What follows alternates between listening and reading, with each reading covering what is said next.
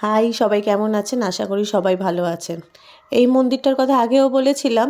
তো হাওড়া থেকে বর্ধমান কর ধরে বেগমপুরে নেবে, বেগমপুরে টোটো দাঁড়িয়ে থাকে, ওখানে 10 টাকা করে ফেয়ার নেয়। ওখান থেকে বললেই ওই মন্দিরটা নিয়ে যায়। এটা পুরো এটা দেওঘরে বাবা বাসুকীনাথের মন্দিরের মধ্যে সেম ডিটো করেছে।